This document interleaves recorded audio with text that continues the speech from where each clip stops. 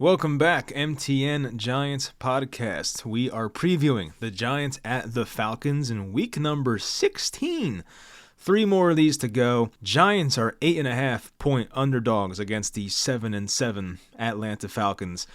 And this game a week ago looked like it was going to be boring. There was nothing to look forward to. Of course, the Giants are a train wreck, and the Falcons were declining, and they're not that good of a football team right now. But it's now interesting because we get to see the first career start of a guy who is a first-round pick, a top 10 pick, and the guy that the Giants passed on in the draft, and that, of course, is Michael Penix. So that will be fun. We'll see how that one goes. Part of me wants Penix to go out there and put up 40 and have a tremendous debut to make Joe Schoen look worse, and hopefully the Giants can completely clean house, because there's already reports from the John Mara mouthpieces in the media putting out the idea of firing one guy and keeping the other, which would more than likely be firing Brian Daboll and keeping Joe Schoen.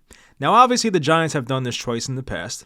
It did not go too well. And it's not like it happened 40 years ago. It happened in 2017 and in 2019 or 2020. And the Giants don't learn from their mistakes. And I really hope that this is not the case and that they fire both guys. I would rather them keep both guys. I don't want to get into this. We'll talk about this during the game reaction because I'm assuming the Giants will lose and there won't be much to talk about. But I do want to talk about that tomorrow night, so we'll get to that stuff. But I think it's a terrible idea to fire one and keep the other. There's also that Talking Giants thing, which was just hilarious. That came out, I think, on Monday or Tuesday, how the Giants organization apparently called, they called Bobby Skinner from Talking Giants, and they were not happy with a certain video that Bobby put up about the Giants and why they should fire Joe Schoen. So there's so much wrong with this organization, but we'll talk about it. I want to go over the injuries real quick. Guys that are out that matter. Bobby Okereke, Aaron Stinney is out. Deonte Banks is questionable. Greg Stroman, who was playing like meaningful reps at corner, he's doubtful for this game with a shoulder and shin injury. Tyrone Tracy's questionable with an ankle. For Atlanta, they have Lorenzo Carter, our old friend, as questionable. He did have a limited practice on Thursday, Friday. And Kaderl Hodge, who's like a backup receiver, special teams guy, he's questionable with a ribs injury. So as I said, Atlanta, they are favorites in this game by 8.5 points. It was 10 coming into this game. So I think I saw that 10 number before the Falcons played the Raiders on Monday. And if you watch that game, you know the Falcons did not look too promising. The Falcons, I think, had 1 touchdown. It was a crazy double move by Drake London. It was awesome. And he fooled the hell out of that corner and they had a touchdown. But aside from that, the Falcons offense was pretty putrid. But going from Kirk Cousins to Michael Penix, it does change some things for this Falcons offense. Obviously, with Kirk Cousins, they were doing a lot of pistol formation. Kirk Cousins had a tough time coming off the Achilles and being 36 years old, 37, whatever he is. He had a tough time going under center and being able to like hand off the ball in like that wide zone running scheme. And they did a lot of pistol formation. I don't think that's what they want to do. Of course, their offensive coordinator for the Falcons, Zach Robinson, he came from the Rams, and they like to have their quarterbacks under center. So I do think we'll see some more under center with Michael Penix. I don't think we'll see as much pistol. And I feel like a lot of teams don't run pistol nowadays. Like I feel like the Dolphins do it. The Broncos used to do it back in the day. Of course, the Falcons are this year. But I feel like a lot of that was because of Kirk Cousins and his lack of mobility coming off the Achilles. The difference with Penix to Cousins, or I should say Cousins to Penix, is Penix has a much stronger arm, especially at this point in their careers. Kirk Cousins' arm is pretty shot. He reminded me of like 2018 Eli. Like the fall off was there. You hate to admit it with Eli, but the fall off was there. But Michael Penix is definitely more aggressive downfield. There's no doubt about that. He is a better athlete. He did run a 4.5. I think it was like a 4.58 in the combine. So obviously Michael Penix is not known as a rushing quarterback. He's more of a pocket passing quarterback. I saw this weird ass post from, it might have been like Dove Kleiman or one of those weird like Twitter accounts, but somebody like posted, where does the Falcons rank in terms of quarterback, running back, rushing duo? Or maybe they said something outlandish like, do the Falcons have the best quarterback, I keep saying quarterback and running back rushing tandem? And I'm like, have you watched Michael Penix play football? Like the guy is not really a run-first quarterback. I don't know where this is coming from. But anyway, he will be aggressive throwing downfield. better athlete. He's NFL ready. He's had 6 years in college, basically. We saw like guys like Bo Nix, Jaden Daniels, they hit the ground running because maybe Bo Nix didn't hit the ground running, but they've had pretty successful rookie years, more so Jaden Daniels than Nix, but they've been in college for much longer. So Michael Penix with 6 years in college basically is going to probably do better than a guy who's 21 years old who's had maybe 3 years of college experience. The downside is he's not the most accurate quarterback at times, and of course Michael Penix has injury concerns, but for just a one-time start, injuries are not that big of a concern. If the Falcons win this game, based on what I saw on the NFL website and the playoff scenarios, if the Falcons win this game, they have a 37% chance to make the playoffs. If they lose this game, it drops all the way down to 10%. So if they lose this game, their season's over. So they'll be going all out to win this one, hopefully. And it's crazy because the Falcons at one point looked like they had this thing locked up, the NFC South. Right, the Falcons, they lost Mike Evans for about a month. They lost Chris Godwin for the season. And the Falcons, they started the year they were 6-3, I think, at one point, or 6-2. And it looked like the Falcons were gonna run away with this division. And then recently, they've lost a ton of games. They've lost 4 out of their past 5. If they played any competent team on Monday, not named the Raiders, they would have lost that game too. They did not play well. The defense played well, but it is the Raiders offense with Desmond Ridder, the former Falcon.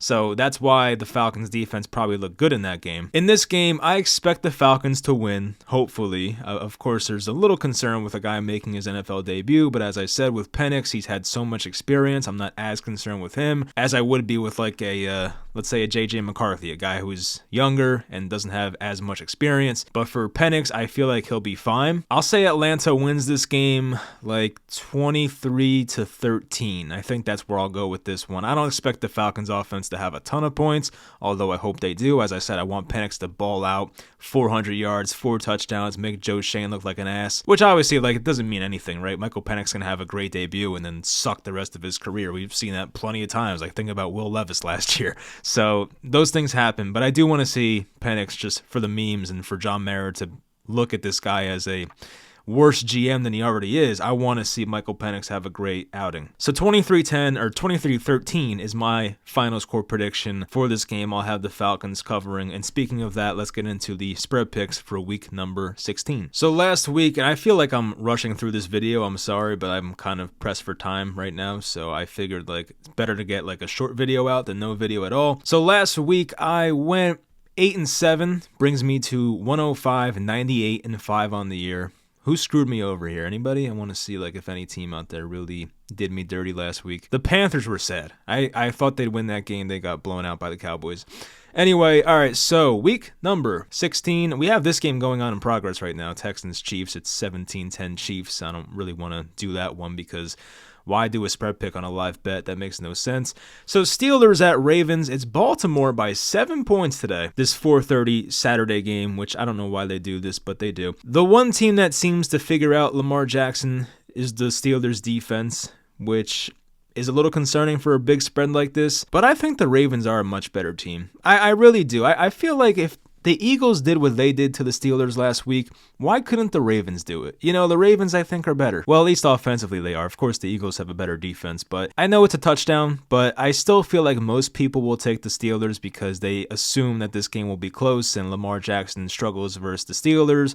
So I'll try to do the opposite of that and just pick the Ravens to win this game by 7 or more. So Baltimore -7 for me. Giants at Falcons. I'm going Atlanta -8.5, obviously. Cardinals at Panthers. Arizona -4.5 on the road. I like the Panthers here. I think the Panthers can lose this game by 3. I'll win the spread. I mean, of course, you never know with the Cardinals. They might come out and win the game, but I just feel like Kyler Murray outdoors, I just don't love it as much. It's just not the same.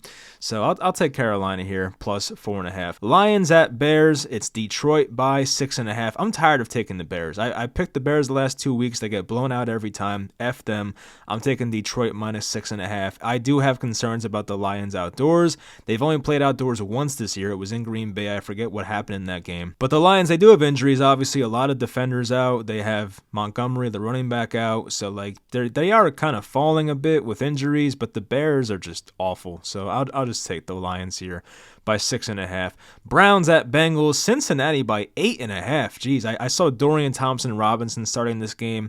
so the spread does reflect that. The Bengals are in must-win territory. I'll take the Bengals. It's a big spread, but you know what? I think Cincinnati, they can get this done. I have never liked what I've seen from DTR as a quarterback. If it was Jameis, I'd probably take the Browns here, but I just don't trust that Browns offense. Nick Chubb's now out with a broken foot. So Bengals minus 8.5 for me. Titans at Colts. Colts by 3.5. I will take Indy. I know that Mason Rudolph is starting for the Titans now. Not that that's a whole lot better than Will Levis, but I don't know. The Colts have more to play for. They have to kind of win out to make the playoffs or have a chance to make the playoffs. I do think Denver losing on Thursday helped them, so that hopefully should motivate them to win this game more. So Indy by 3.5 for me. Rams at Jets is an interesting one. It's Rams by 3 on the road at MetLife. Jets coming off a great performance against the Jaguars. I don't know. I feel like the Rams might have a stinker or they might just blow them out. So I don't know what to think. I really don't. I'm going to guess. My pick's going to be Rams by 3, but I just don't know. I really will not touch this game at all from a betting standpoint, but I will take the Rams by 3 for the sake of this.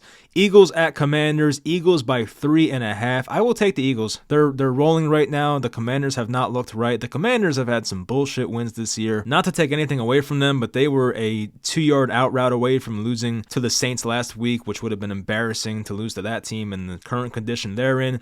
So I'll take the Eagles by 3.5 on the road. Vikings at Seahawks. Minnesota by 3. Interesting game here. I could see the Seahawks winning this. I do not know why. It's just like a gut feeling type of thing, but Seattle needs this game bad. The Vikings, it would be nice. They're fighting for that 1 seed, but I could just see Seattle winning. I think it's possible. So I'll take the Seahawks plus 3 at home here. Patriots at Bills. It's Bills by 14. Wow. All right. Well, I think that's too many points. I really do think with the Bills defense looking as bad as it has recently, I think that Drake May and garbage time can make up for this and at least cover that spread. They might lose by 10. They might lose by 13, but I do think the Patriots can cover. So I'll take the Patriots plus 14 on the road here. Jaguars at Raiders. Please, Raiders, please win this effing game. I think I'll take Raiders minus 2 because I'll be rooting for them so hard. I want the Raiders to win this one so badly. I want the Giants to have their pick at Cam Ward or Shedeur Sanders. I don't want another team making that decision for them. I want the Giants to have this in their hands. So I'll take Raiders by 2. Would not be shocked if they lost because they suck, but still, I'll take Raiders by 2. 49ers at Dolphins. This has the feelings of a great game. It's San Francisco by 1 on the road. The Niners are down to like their 5th running back. It's like Patrick Taylor now. It's just crazy. Like they've had so many injuries. McCaffrey, of course, Jordan Mason. They lost Garendo now. It's down to Patrick Taylor and that dude with the weird name that was on the Jets last year. Like they have so many injuries there. Anyway, I think I will take San Francisco by 1. Both teams are 6-8. Both are probably missing the playoffs. Honestly, these teams should have made the playoffs this year. But I'll take San Fran by 1. I think they're a better team, so why not? Buccaneers at Cowboys. Tampa Bay by 4. I like Tampa a lot here. I'm just not really feeling the Cowboys in this one. I think the Buccaneers offense is too much to keep up with. So Tampa Bay by 4 here on the road for me in Jerry World. Monday night, Saints at Packers. Oh my gosh, it's Green Bay by 14. There's no Kamara. The Saints obviously have no Olave, no Rashid Shaheed, and their offense is down to nothing. No Taysom Hill. The Packers shouldn't win this one by a lot. They really should. So I know 14 points is a ton, but oh man, this is tough. I guess I'll take the Saints. I hate it because I just know the Saints are going to lose, but that's a lot of points. I think the Packers might take them lightly. I'd be surprised if they did, but it's always possible. It's human nature, especially when you're 14-point favorites. So screw it. I'll take the Saints here plus 14. I have no reasoning behind it. It's just too many points. So anyway, that'll do it for this short version of a Giants preview against the Falcons. I will talk to you guys tomorrow night. Hope you guys enjoy, and I'll talk to you next time.